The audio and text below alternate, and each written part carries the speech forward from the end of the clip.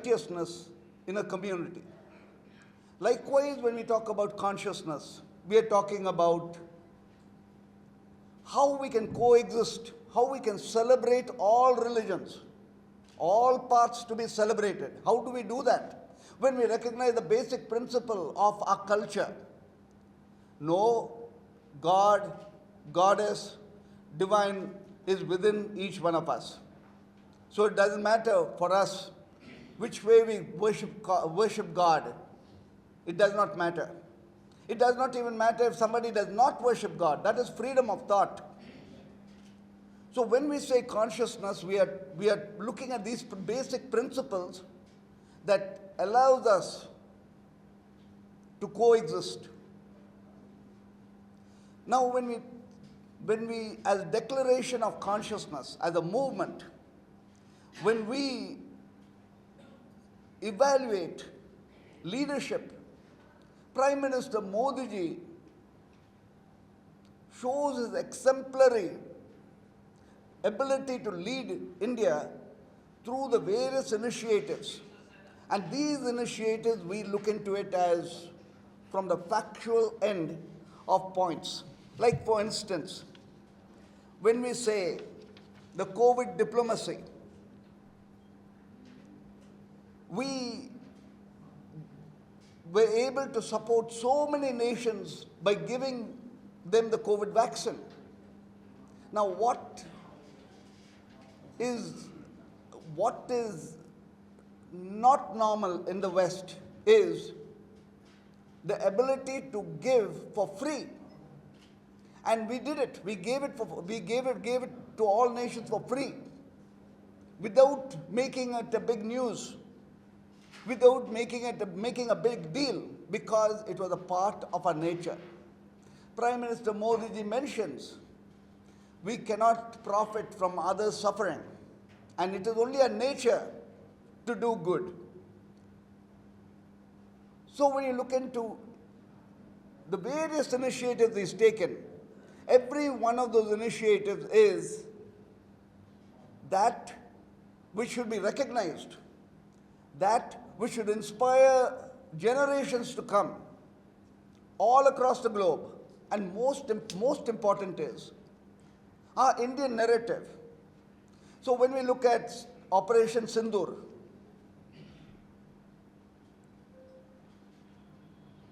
just when we had the absolute upper hand, we declared a ceasefire.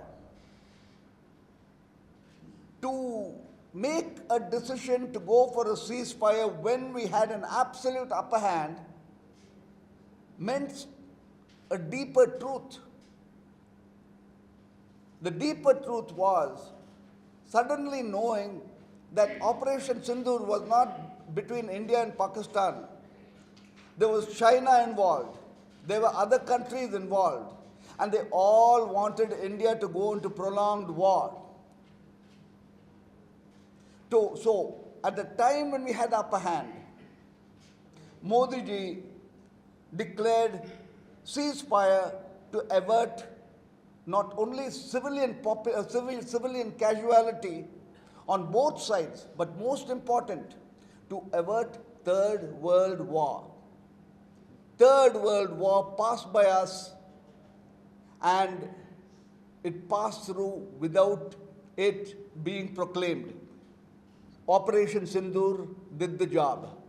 That Prime Minister Modi ji needs to take credit. So like this is each of the initiatives we have pointed out in the paper here that we have given.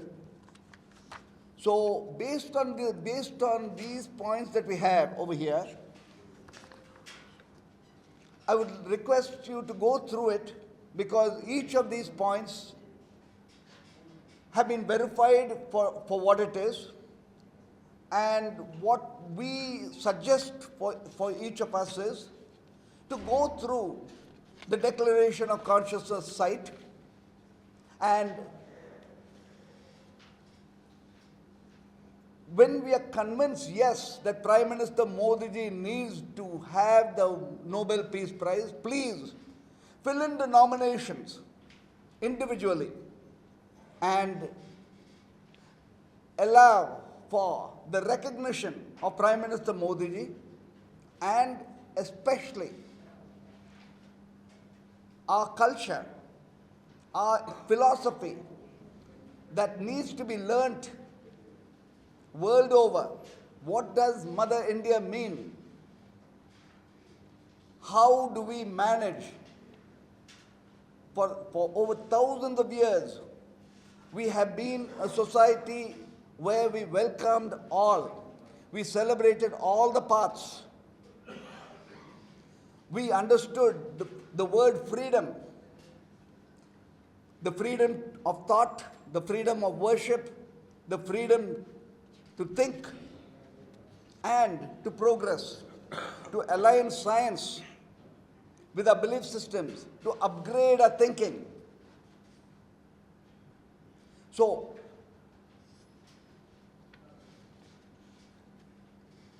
I am thankful and grateful for each of your presence here to be able to send a message across that we recognize a pristine leadership that we have.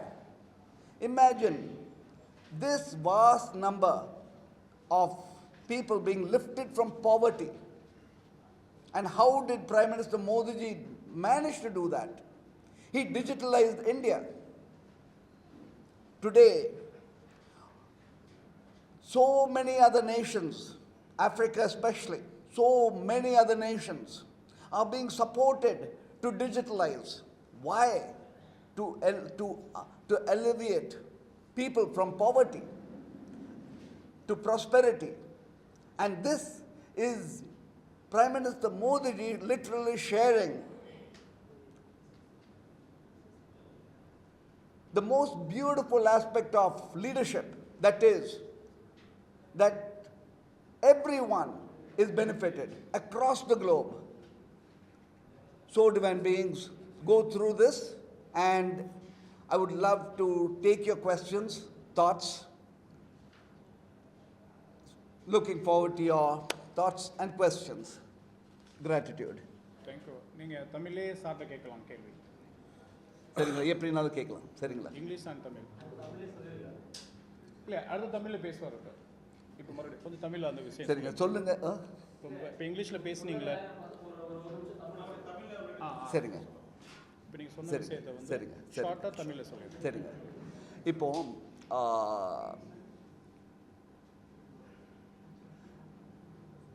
Prime minister Modiji நம்ம நாட்டினோட brand ambassador. இன்னைக்கு நான் அமெரிக்காவில் 25 வருஷமாக இருந்திருக்கேன். அந்த நான் ஒரு இந்தியனுங்கிறது கொஞ்சம் பெருமையாக சொல்ல முடிஞ்சது வந்து பிரைம் மினிஸ்டர் மோடிஜினால தான். அப்போது அவர் பிராண்ட் அம்பாசிடர்னா ஒரு பக்கம் நம்ம நாட்டில் எல்லாத்தையுமே தூக்குனாரு. ஆனால் உலகம்ல எல்லாத்தையும் தூக்கணுங்கிற ஒரு எண்ணத்தோடு போகும்போது அது லீடர்ஷிப். அதே மாதிரி எவ்வளோ எவ்வளோ பெரிய ஒரு சங்கடமான ஒரு World War III நம்ம அவாய்ட் பண்ணோம். ஆப்ரேஷன் சிந்தூரில் அதெல்லாம் பெரிய காரியம். அது எப்போ நம்ம ஜெயிச்சுட்டு இருக்கோமோ, அந்த நாடு பாகிஸ்தான் நாடு வந்து எத்தனை பிளேனை டிஸ்ட்ராய் பண்ணாங்க, எத்தனை பேரில் கொலை பண்ணாங்க, பற்றி இருக்கிற நேரத்தில் பிரைம் மினிஸ்டர் மோடிஜி வந்து ஒரு வார்த்தை அதை பற்றியே பேசல. எத்தனை பிளேன் எவ்வளோ டிஸ்ட்ராய் பண்ணாங்கன்னு கூட சொல்லலை. எதனாலனா அந்த ஈகோ வாரை அவாய்ட் பண்ணார். எதுக்கு வேண்டிய ஈகோ வாரை அவாய்ட் பண்ணார்? எதுக்குன்னா சண்டையை நிப்பாட்டணும், சீஸ் ஃபயர். அந்த சண்டை வந்து யாருக்குமே நல்லது கிடையாது அப்படின்னு. அப்போ அந்த அமைதிங்கிறதுக்கு ஒரு ப்ரைஸ் இருக்குது. அந்த ப்ரைஸு நம்ம இந்தியா பே பண்ணோம். ஆனால் என்ன பார்க்க வேண்டியது இருக்குன்னா, அவ்வளோ ஒரு முக்கியமான ஒரு ஸ்டெப்பை எடுத்துட்டு நம்ம சீஸ் ஃபயர்னு போயிட்டு போரை நிப்பாட்டிட்டு அதை ஒரு ஈகோ இல்லாமல் நம்ம அந்த போரை விட்டு நடந்து அமைதிக்கு வந்தோம். இந்த மாதிரி இது ஒரு செயல். இந்த மாதிரி 9 பாயிண்ட்டை நாங்கள் பார்க்குறோம். எந்தெந்த லெவலில் எந்தெந்த ஏரியாவில் வந்து பிரைம் மினிஸ்டர் மோடிஜிக்கு வந்து ரெக்கக்னிஷன் தேவை. இப்போ இந்தியாவை டிஜிட்டலைஸ் பண்ணி எல்லாத்தையுமே டிஜிட்டலைசேஷனுக்கு கொண்டு வரணும்னா அர்த்தம் என்னென்னா, ஒவ்வொரு ஆளையும் வந்து நம்ம ஒரு மனிதனாக இப்போ நம்மளால் பார்க்க முடியுது. மொத்தமாக எந்த அளவுக்கு வந்து நம்ம எல்லாத்தையுமே நம்ம பாவர்ட்டியிலேருந்து தூக்க முடியுங்கிறத வச்சு அதை அப்படி நம்ம அந்த அந்த அந்த அந்த அந்த அந்த ஸ்ட்ரென்த்து கொடுக்குறது டிஜிட்டலைசேஷனில். இதே டிஜிட்டலைசேஷன் இப்போ மோடிஜி வந்து மற்ற நாட்டுக்கும் ஷேர் பண்ணுறாரு, நம்ம இந்தியா ஷேர் பண்ணுது. அப்போது உலகத்துக்கு எந்த அளவுக்கு வந்து நம்ம ஒரு பாசிட்டிவ் இன்ஃப்ளூயன்ஸாக இருக்கும். அதே சமயத்தில் இன்டர்நேஷ்னல் யோகா டேன்னு சொல்லி மோடிஜி அமைச்சதில் இது வரைக்கும் யுனைடெட் நேஷனில் ஒரு தடவை கூடியும் இத்தனை நாடு சேர்ந்து ஒரே சமயத்தில் எஸ்ன்னு சொல்லி வந்தது இன்டர்நேஷ்னல் யோகா டே தவிர வேறு எந்த இவெண்ட்டுமே இல்லை. அப்படி எல்லா நாட்டுக்கும் சேர்த்து இன்டர்நேஷ்னல் யோகா டே கொடுக்கும்போது நம்ம கல்ச்சரும் உள்ள போகுது. ஆனால் யோகா மூலமாக ஹெல்த் மட்டும் இல்லை, நல்ல மனசும் கரெக்டாக வரணுங்கிற வச்சு தான் யோகாவை கொடுக்குது. இப்போ ஒரு அமெரிக்காவில் ஒரு மேகசின் இருக்குது, யோகா ஜேர்னல்னு ஒரு மேகசின் இருக்குது. அதில் என்ன பார்க்குறாங்கன்னா, சப்ஸ்கிரைபர்ஸை பார்க்கும்போது எல்லா மேகசின் கூட கம்பேர் பண்ணும்போது இந்த யோகா ஜேர்னலில் படிக்கிறவங்களுக்கு இன்கம் கூட அப்படின்னு வருது. அப்படின்னா என்ன அர்த்தம்னா, யோகா பண்ணும்போது நல்ல மனசோடு பண்ணும்போது நல்லபடியாக வந்து அவங்க லைஃப்பையும் உண்டாக்குது, பெரிய மனசு கொடுக்குது அப்படின்னு இருக்கு. அப்போ அந்த யோகா வந்து நம்ம நாட்டுக்குரிய யோகா வந்து கொடுக்கும்போது நம்ம ராஜராஜ சோழன், நம்ம சோழ நாடு இந்தோனேஷியா வரைக்கும் இருக்கும்போது எதனால இன்னமும் நம்ம கல்ச்சர் அவங்க மேலே தூக்கி வைக்கிறாங்கன்னா அதுக்குரிய பெனிஃபிட்னால, அந்த பெனிஃபிட் இருந்ததுனால தான் இன்னும் நம்ம கல்ச்சர் வந்து அங்கே நிற்குது. அதுவும் அன்பு மூலமாக போன கல்ச்சர். இது இப்போ நம்ம யோகா மூலமாக நம்ம பண்ணுறோம். அப்போது இன்டர்நேஷ்னல் யோகா டேங்கிறது வந்து ஒரு ஸ்டெப்பு.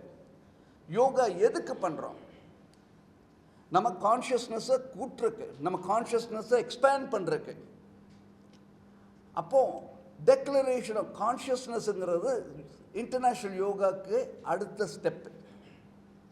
டெக்ளரேஷன் ஆஃப் கான்ஷியஸ்னஸ்ங்கிறது வந்து இப்போது அமெரிக்காவில் டெக்ளரேஷன் ஆஃப் இண்டிபெண்டன்ஸில் இருக்குது. That is freedom for a nation.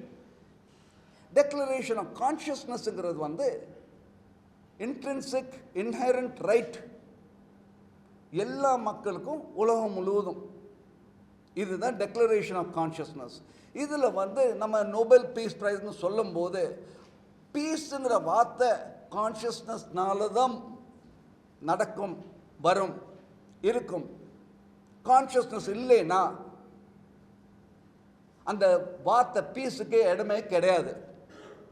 அதனால தான் இந்த டெக்ளரேஷன் ஆஃப் கான்ஷியஸ்னஸ்ங்கிறது வந்து பிரைம் மினிஸ்டர் மோடிஜியை நோபல் பீஸ் ப்ரைஸ்க்கு நாங்கள் ரெக்கமெண்ட் பண்ணுறோம்.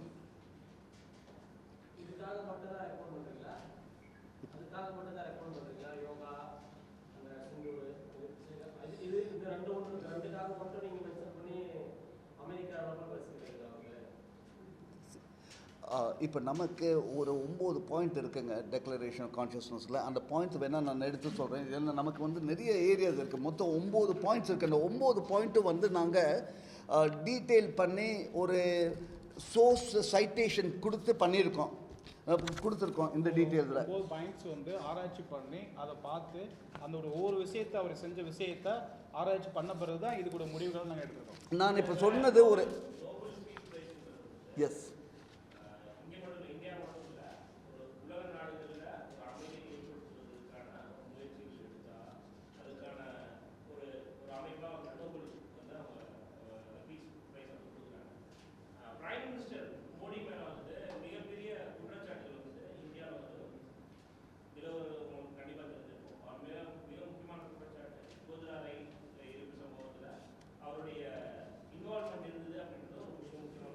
அப்படி இல்லைங்களே.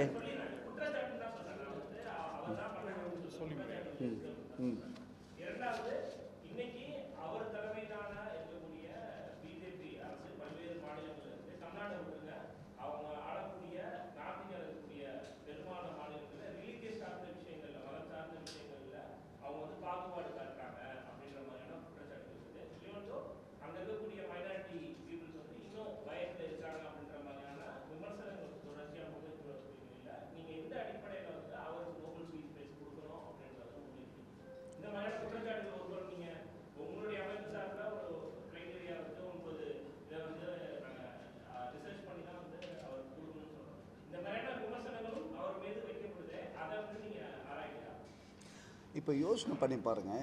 நீங்கள் குற்றச்சாட்டு சொல்கிறீங்க, இதெல்லாம் கோர்ட்டு மூலமாக தானே வந்துச்சு. அடித்தடி வழியே வரலையே, கோர்ட்டு மூலமாக தானே ரிசால்வ் பண்ணோம். அதே மாதிரி இன்றைக்கி இந்த ராம் மந்திருங்கிறது கோர்ட்டு மூலமாக தானே வந்துச்சு. ஆனால் ஆரம்பத்தை பாருங்கள் எந்த அளவுக்கு வயலண்ட்டாக போயிருந்துச்சுன்னு. மற்ற நாடுனா இந்த மாதிரி கோர்ட்டு வழியாக பண்ணியிருக்க முடியுமா? 1. 2, கோர்ட்டே வந்து அப்சால்வ் பண்ணியிருக்கு. அப்போ குற்றச்சாட்டுன்னு திருப்பி சொல்கிறது கண்டெம்ப்ட் தானே. என்னதான் இருந்தாலும் court has agreed, the court has given its prediction. Now to say that this was a criminal thing, to mention this is contempt, because the court itself has basically mentioned this. So there's no place for anyone to mention this as a reason. Most important is we are a land of law and order, and all of whatever has been the objection or whatever has been, which is natural, we are democratic, so you will have your voice. So in your voice you utilize the court, and the court has given a verdict, no, he is not guilty. So if that is the case, then why bring it up at all? You cannot, you know, as in democracy, bringing it up is contempt. So looking forward into the positives of what it is, we are looking at the net result. What is the net result? The net result is we have a leader who will inspire generations to come by way of his initiatives. Now, if for instance, when Prime Minister Modi is abroad, especially in Muslim majority nations, he is respected, he is loved. Why? Because from the depth of everything else, he has been a leader of coexistence. Now, India has been that of coexistence. It's only now that when we take out where we are strong, like yoga, where we are strong, like a digitalized economy, our software power, our intelligence, now it's coming out to shine in the world. Creating that space for this is what we would want to appreciate. Thank you.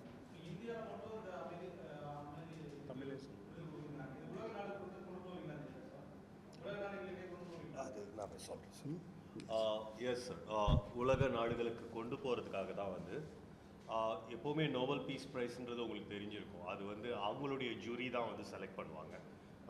வேறு எந்த ரெக்கமெண்டேஷன்ஸும் அதில் என்டோஸ் பண்ணவே முடியாது. அதனால தான் நாங்கள் வந்து ஒரு டிஓசிஎம் டிக்ளரேஷன் ஆஃப் கான்ஷியஸ்னஸ்னு ஒரு ஒரு வெப்சைட் மாதிரி ஒன்று க்ரியேட் பண்ணி அதை வந்து அப்படியே க்ளவுடில் போட்டிருக்கோம். ஸோ இதில் யார் வந்து பார்த்தாலும் மோடியினுடைய இந்த மாதிரியான சாராம்சங்களுக்கு ஒத்து போகிறாங்கன்னா அவங்க நான் எனக்கு ஒத்து போகிறேன் அப்படின்னு சொல்லி ஒரு சின்ன ஃபார்மே அவங்க சப்மிட் பண்ணலாம். அதாவது அவங்களுடைய கருத்தை அதில் பதிவு பண்ணலாம். இந்த மாதிரி கருத்து பதிவுகளை மொத்தமாக கலெக்ட் பண்ணி ஓகே அதை வந்து நாங்கள் பப்ளிஷ் பண்ண போகிறோம். ஓகே இத்தனை மக்கள் வந்து அவங்களுடைய கருத்துக்களை இப்படி பதிவு பண்ணியிருக்காங்க அப்படின்னு அதுக்காக தான் இதை எடுத்துகிட்டு போகிறோம்.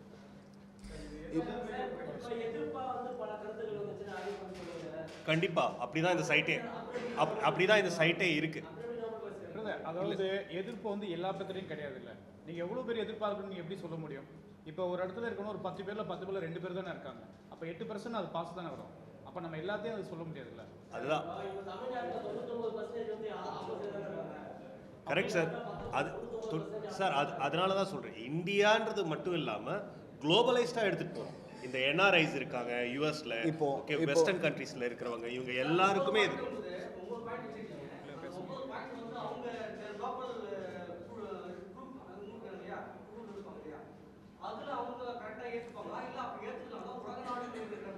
இப்போ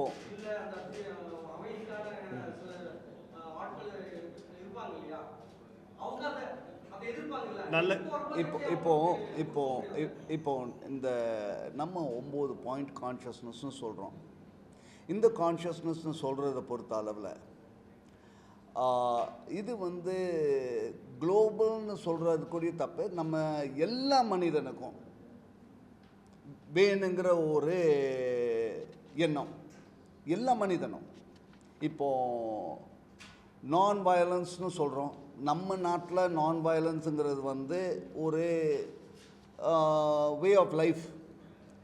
மகாத்மா காந்தியை வந்து காந்திஜியை வந்து நம்ம இந்த நாட்டுக்கு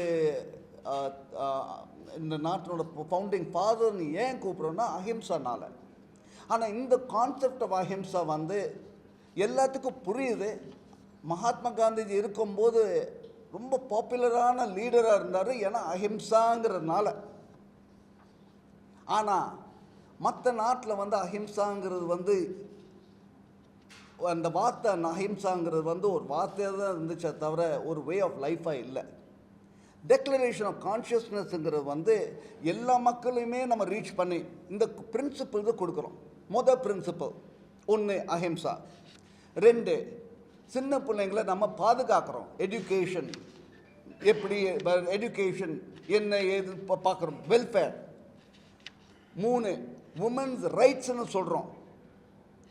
இது எல்லாம் வந்து எல்லா மக்களுக்கும் எப்படியேப்பட்ட மனிதனுக்கும் தேவையானது தானே.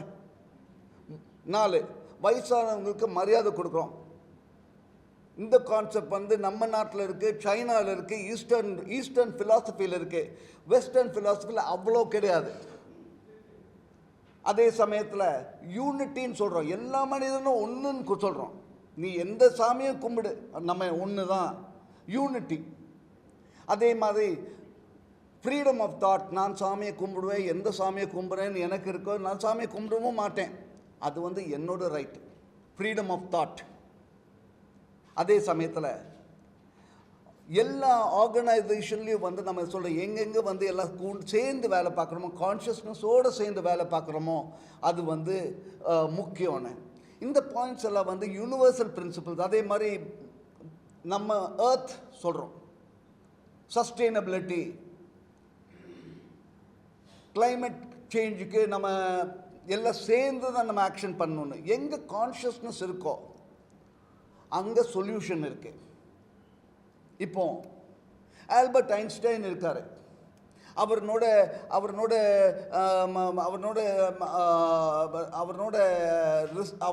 இன்சைட்டும் உள்ள ரிசர்ச் பேப்பரும் பார்த்தீங்கன்னா உயர்ந்த லெவலில் இருந்து யோசிக்கிறாரு.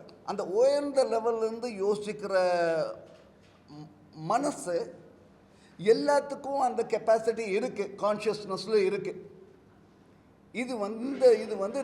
இது வந்து நம்ம நாட்டுக்குரிய ஒரு சொல்லிக் கொடுக்க வேண்டிய பண்பாடு.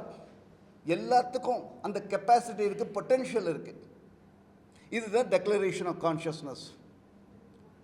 எல்லாத்துக்கும், எல்லா மனிதனுக்கும் நம்ம ரீச் பண்ணுறோம்.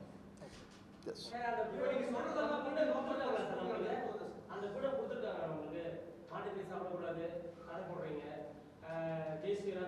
சொல்லி சொல்லி தடை போடுறாங்க சில மாநிலங்கள்ல. இப்போ நீங்க சொன்னீங்கல்ல எல்லாருமே ஃப்ரீடமா இருக்காங்க சொன்னீங்களா, எங்க ஃப்ரீடமா இருக்கணும், மக்கள் எங்க ஃப்ரீடமா இருக்கீங்க சொல்லுங்க. ஃப்ரீடமாக இருக்கணும்னா தான் இப்போ எங்கெல்லாம் பேசிகிட்டு இருக்கீங்க சார். சார் பேசுறது சுதந்திரம், இந்த சுதந்திரம் மத சுதந்திரம் ஒன்று கிடையாது. நீங்க சொல்றது பட் எல்லா இடத்துலையும் அப்படி கிடையாது. சொல்றீங்களோ? சரி, அப்படி கிடையாது. சாப்பாடு அது சாப்பாடு இது சாப்பாடுலாம் கிடையாது.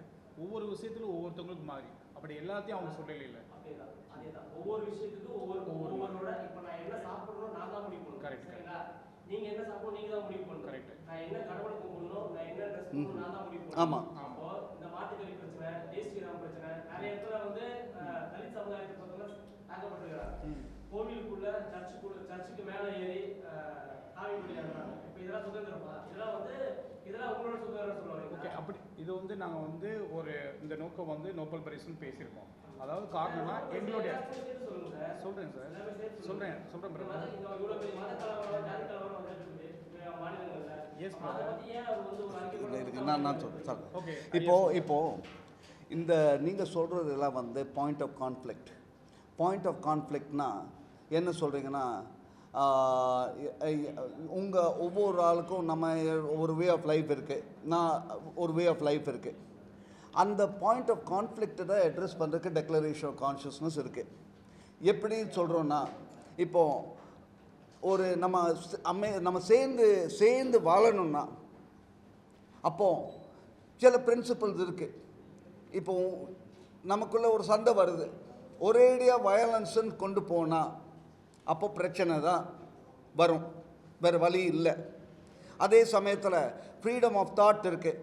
நீங்கள் சாமியை கும்பிட்றீங்க, ஒருத்தவங்க சாமியை கும்பிடல, உங்களுக்குள்ளே வந்து ஏன் கிளாஷ் இருக்கணும்? கிளாஷே இருக்கக்கூடாது. அதுதான் சொல்கிறோம், கான்ஷியஸ்னஸ் சொல்கிறோம். அப்போ நாங்கள் சொல்கிறது இது, இந்த இதில் வந்து சொல்யூஷன்னு சொல்கிறோம். இப்போ பிரைம் மினிஸ்டர் மோடிஜியை எடுத்து பார்க்கும்போது, நாங்கள் அந்த 9 பாயிண்ட்டை பார்க்கும்போது, இந்த 9 பாயிண்ட்டு வேறு லெவலில் வந்து ஒவ்வொரு லெவலும் யூனிக்காக போகுது. ஒவ்வொரு பாயிண்ட்டுக்கும் ஒரு ரெக்கக்னிஷன் இருக்குது. அதை வச்சு நாங்கள் சொல்கிறோம். சரியா? நம்ம இங்கே வந்த காரணம் வந்து நாங்கள் எந்த பாலிட்டிக்ஸ்க்காக வேண்டி இல்லை, இந்த கட்சியோ அந்த கட்சியோ இல்லை. நாங்கள் ஒன்றே தான் சொல்கிறோம். இன்றைக்கி ஒரு இந்தியனாக இருக்கணும்னா நம்ம வெளிநாட்டில் இருக்கும்போது நமக்கு ஒரு பெருமை, இந்தியன் நானுங்கிறது ஒரு பெருமை. அது வந்து மோடிஜினால். அதே சமயத்தில் மோடிஜியை பார்த்து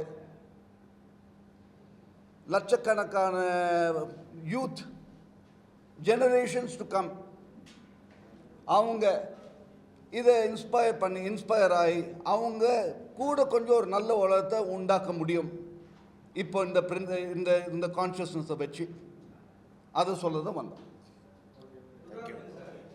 அவர் சிஎம்மா இருக்கும்போது குஜராத்தில் கோத்ரா கலவரம் நடந்தது. அவர் பிரதமராக இருக்கும்போது மணிப்பூரில் கலவரம், பெரிய கலவரம் நடந்தது. ஸோ அவர் இப்போ இந்தியா முழுக்க அவர் இந்தியாவுக்கு பிரதமராக இருக்கும்போது அங்கங்கே சின்ன சின்ன பிரச்சனைகள், பெரிய பெரிய கலவரங்கள் நடக்குது. இப்படியாப்பட்ட ஒரு சூழ்நிலையில் அவருக்கு அமைதிக்கான நோபல் பரிசு கொடுக்கறதுக்கான வாய்ப்புகள் இருக்கா? இதுதான் கொஞ்சம் முந்தி பேசணுங்க. இப்போ நீங்கள் குஜராத்னு சொல்கிறீங்க. இது வந்து இது வந்து கோர்ட் மூலமாக நம்ம இது வந்து ஆர்கியூ பண்ணி வந்துச்சு. கோர்ட் மூலமாக தீர்ப்பு வந்துச்சு. அப்போது கோர்ட் மூலமாக என்ன வந்துச்சு தீர்ப்பில்? இந்த மாதிரி மோடிஜி இஸ் நாட் கில்ட்டின்னு வந்துச்சு. அப்போ நீங்கள் இப்போ திருப்பி இதை எடுத்து சொல்கிறது இது வந்து இடமே இல்லையே. ஒன்று ரெண்டு கொஞ்சம் கேளுங்க. ரெண்டாவது, இப்போ நம்ம நாடு எவ்வளோ பெரிய நாடு, என்ன பாப்புலேஷன், இந்த பாப்புலேஷனில் பர்சன்டேஜ் வைஸ் கேல்குலேட் பண்ணுங்கள். இந்த மாதிரி எந்த அக்யூசேஷனும் என்ன பர்சன்டேஜில் வந்திருக்கு இந்த மாதிரி பிரச்சனைன்னு. இதே சமயத்தில் வேறு எந்த நாட்டுக்கும் ஒரு பர்சன்டேஜ் எடுத்து பாருங்கள் எப்படி எந்த அளவுக்கு வருதுன்னு. நம்ம நாட்டில் இவ்வளோ நாள் நமக்கு இவ்வளோ பெரிய ஸ்டெபிலிட்டி ஆஃப் பீஸ் கிடைச்சது, அதை முதல் ரெக்கக்னைஸ் பண்ணணும். அந்த பாயிண்ட் ஆஃப் கான்ஃப்ளிக்ட்டுங்கிறது இருக்கும், எல்லா நாட்டிலையும் இருக்கும். ஆனால் நம்ம பாயிண்டில் வந்து பர்சன்டேஜ் ஆஃப் பாப்புலேஷன் வச்சு கேல்குலேட் பண்ணிங்கன்னா உங்களுக்கு we have had relatively fantastic peace and tolerance and coexistence. தீர்ப்புகள் வந்து இங்க கிடைச்சிருக்கா சார் இந்தியாவில். ஆனா சர்வதேச அளவுல அந்த தீர்ப்புகளை அவங்க ஏற்றுக்குவாங்களா? அதுங்க எப்படினாலும் நம்ம ஒரு பாலிட்டிக்ஸை பொறுத்த அளவில் வந்து உங்களுக்கு ஆயிரக்கணக்கான ஒரு அக்யூசேஷன் பண்ணிகிட்டே இருக்கலாம். ஆனால் அந்த அக்யூசேஷனுக்கு ஒரு பேஸ் இருக்கணும். அந்த அக்யூசேஷன் பண்ணலாமே தவிர பேஸ் இருக்கணும். பேஸ் இல்லாமல் வந்து அக்யூஸ் பண்ணுறது தப்பில்லை. நண்பர்களே நன்றி, உங்கள் அனைவருக்கும் நன்றி. சிறவார்ந்த நன்றி. Thank you so much. ரைட்டுங்க, தேங்க்யூ. That's it.